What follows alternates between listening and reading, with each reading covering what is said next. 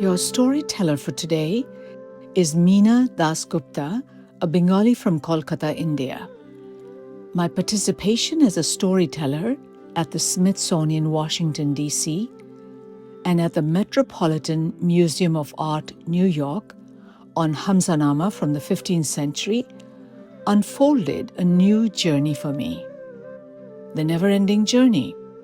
I will be narrating stories for you from Uma Krishnaswami's book, Shower of Gold, Girls and Women in Stories of India.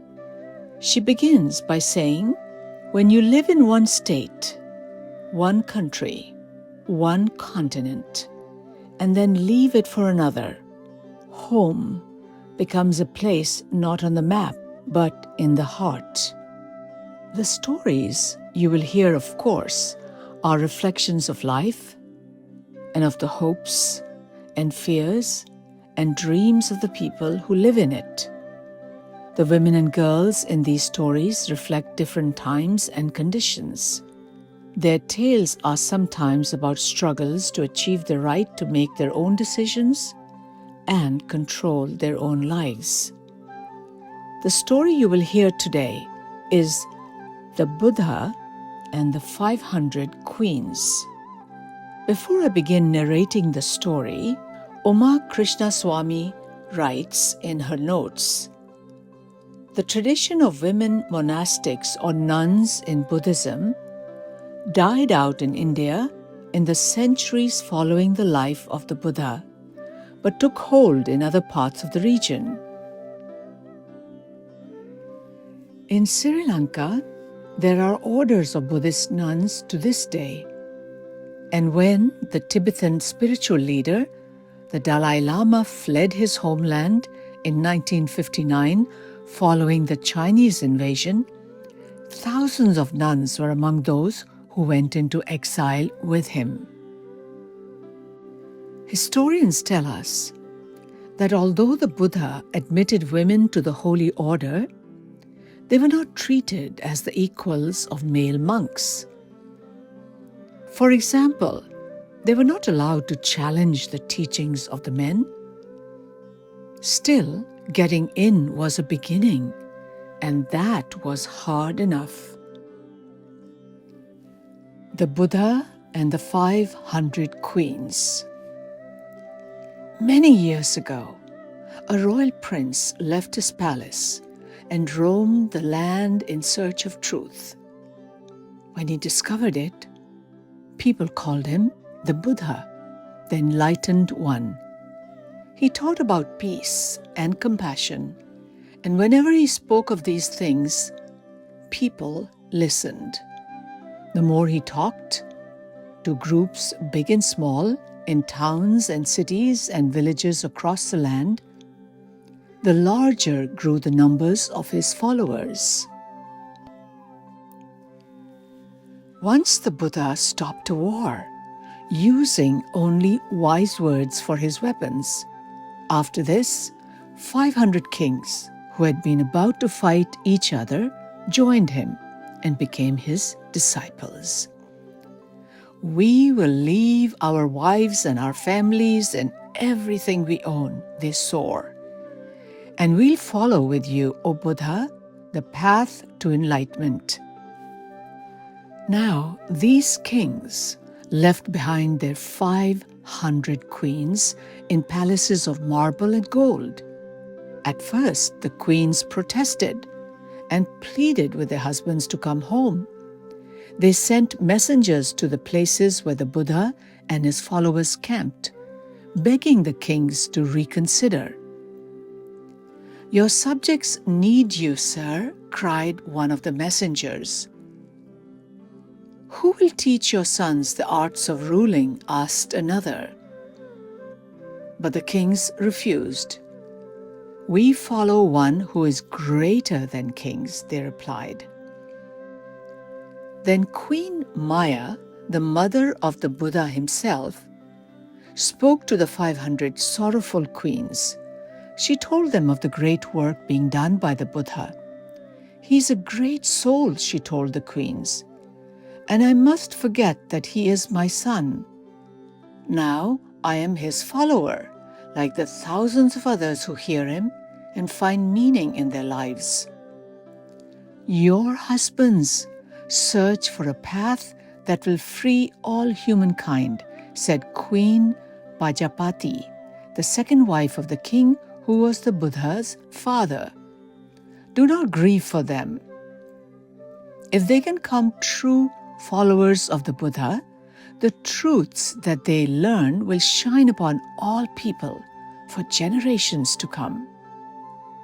Hearing the words of the Buddha's mother and stepmother, one of the 500 queens said, "Wise ladies, your words move me.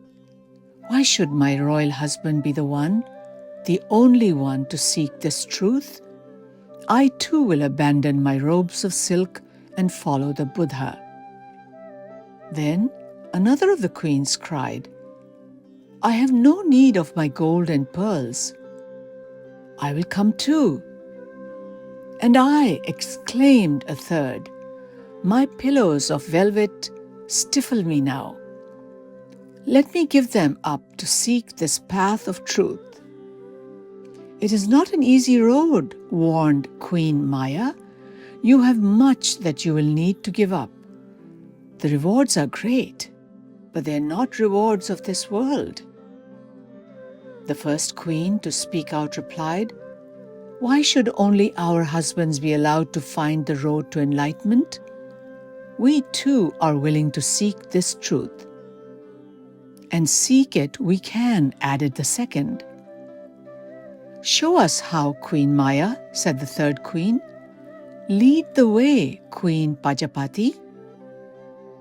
So the queens sent a messenger to the Buddha. The messenger said, "Lord Buddha, these queens, like their royal husbands, wish to follow you. They want to tread your noble eightfold path and be admitted to the holy order of your followers."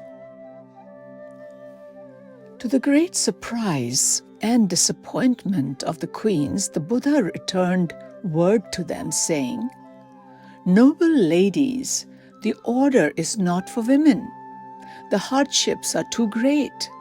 You could not stand the rough lives that my followers endure. Besides, people would gossip. They would say that our order is weak indeed to admit women."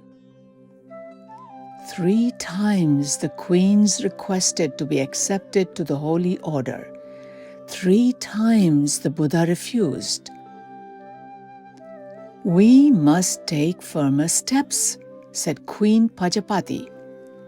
"Listen," said Queen Maya, "for I have a plan." And the 2 queens, mother and stepmother to the Buddha himself, sent word to the other 500. From far and near, the 500 queens hurried from their palaces. Tasks left half done. Conversations dropped mid-sentence. They threw together what they needed for the journey. Soon they were all gathered in the marble courtyard of Queen Maya's palace. "Are you sure," asked Queen Pajapati, "that this is what you wish to do?" "We are sure," replied 500 voices, strong and clear. "Then take sharp knives," said Queen Maya, "and cut off your beautiful hair, so you will no longer be bound by vanity."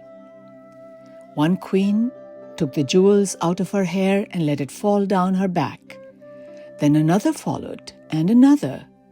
They took knives and swords and cut off the long tresses and braids until the palace was strewn with the sad remains of once beautiful raven black locks. "Are you still sure?" asked Queen Pajapati. "We are sure, noble lady," replied the 500 queens. "Then take off your robes of satin and silk," said Queen Pajapati. "Take off your finery and put on these rough robes, so you will not be shackled by comfort and luxury." Then the queens stripped off their soft, rich silk clothes with threads of gold and silver. They put on garments of rough cloth, rags of coarse cotton. "Here are some begging bowls," said Queen Maya. "These will be your only possessions, so you will not be bound by earthly belongings." Each queen took in her hand a begging bowl. Now she would depend on the charity of others for her living. And the queens, Maya and Pajapati, too cut off their hair and wore rough clothes and picked up the small wooden bowls that would be theirs. Then together the queens set out to find the Buddha. They walked for many miles, for many days and nights. They walked until the stones of the road bruised their tender feet, and the thorns of the field scratched their bodies. The sun beat down upon their heads. Many fainted in the heat and were revived by the care of the others.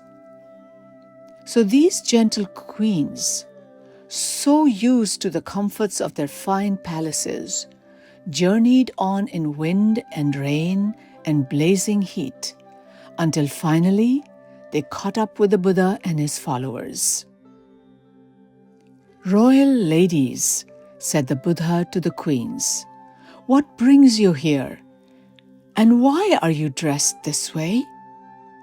"We have traveled a long road to see you, Lord Buddha," said Pajapati, bowing. "And you can see, we have proved we can survive the hardships of the road. Now will you allow us to enter your order?" Still the Buddha refused, saying, "The monastic life is not for women." Then Ananda, the Buddha's beloved disciple, spoke up. "Lord, I must ask this question. If women are admitted to the order, could they follow the path of truth and find release from the desires and suffering of the world?" The Buddha, looking at the 500 queens, saw the determination in their eyes, their tattered robes. He saw their once tender bodies hardened by the wind and dirt of the road.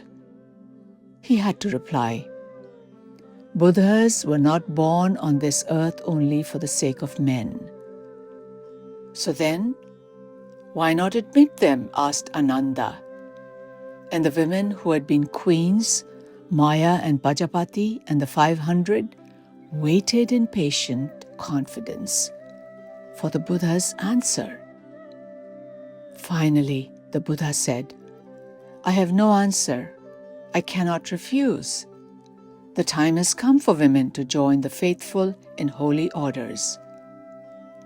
And the queens, rejoicing, were accepted by the Buddha as his disciples. They became the first order of Buddhist nuns, the beginning of a long tradition that exists even today. They traveled throughout the land, scorning earthly possessions and bringing to people the truths of the Buddha's teaching. I hope you all have enjoyed this story.